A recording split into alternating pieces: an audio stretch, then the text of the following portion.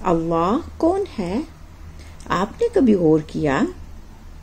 کسی نے کہا ہو کہ میں نے زمین آسمان بنایا، پوری کائنات بنائی، یہاں تک کہ فرعون بھی کہتا تھا انا ربکم الاعلی، لیکن اس نے کبھی یہ نہیں کہا کہ میں نے زمین آسمان پوری کائنات بنائی۔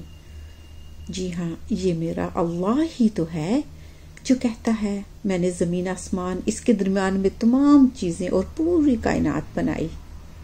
یہی تو اللہ ہے۔ سبحان اللہ، شکرن۔ اللہ سبحانہ وتعالیٰ کو کس نے بنایا؟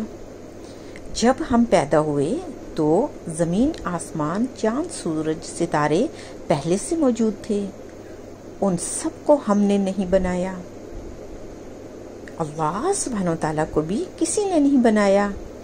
اللہ سبحانہ وتعالیٰ ہمیشہ سے تھے، ہیں اور ہمیشہ رہیں گے۔ السلام علیکم ورحمۃ اللہ وبرکاتہ۔ قرآن پاک میں آیت ہے، کافر کہے گا کاش میں مٹی ہوتا۔ آج اس کو سمجھتے ہیں۔ تصور کیجئے حشر کا دن ہوگا، اللہ سبحانہ وتعالیٰ انصاف فرما رہے ہیں۔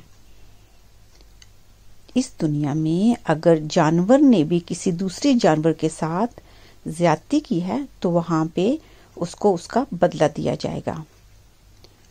تو آپ سوچیں، حشر والے دن ہے، سب لوگ وہاں پہ بیٹھے ہوئے ہیں، اگر ایک بکری نے اس دنیا میں دوسری بکری کو سینگ مارا ہے تو وہاں پہ اللہ سبحانہ وتعالیٰ اس بکری سے کہے گا تم بھی اس کو سینگ مارو اور اپنا بدلہ لے لو۔ بدلہ لے چکنے کے بعد وہ دونوں مٹی ہو جائیں گے۔ کافر دیکھ رہا ہوگا، اس وقت کافر کہے گا کاش کہ میں مٹی ہوتا۔ نیت کس کو کہتے ہیں؟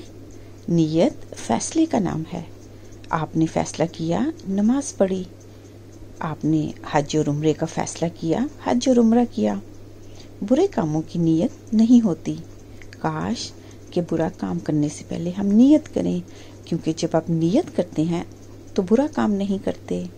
حضرت آدم علیہ السلام اور حضرت حوا سلام علیہا نے اللہ کے حضور میں غلطی کی اور پھر توبہ کی۔ ہم انسان اللہ کے حجاب میں بہت ساری غلطیاں کرتے ہیں اور کر رہے ہیں۔ اللہ سبحانہ وتعالیٰ توبہ کی توفیق عطا فرمائے۔ آدم کی اولاد آدمی کہلائے، یعنی انسان۔ جان کی اولاد جنات کہلائے۔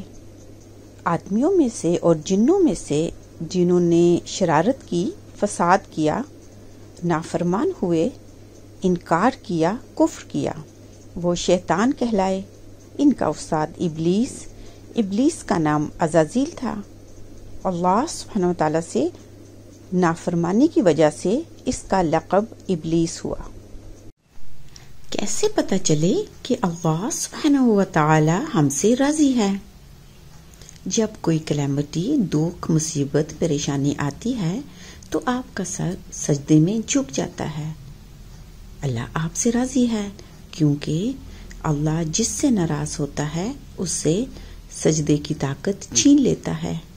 آسمانوں میں اندھیرا ہی اندھیرا ہے، جبکہ اللہ سبحانہ وتعالیٰ نے فرمایا اللہ زمین اور آسمانوں کا نور ہے۔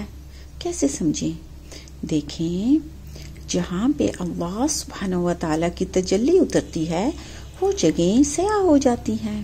کعبہ کے اوپر سیاہ غلاف کی یہی تو حقیقت ہے۔ مکہ کے پہاڑ سیاہ ہیں، کوہ طور پہ تجلی اتری تو پہاڑ سیاہ ہو گیا۔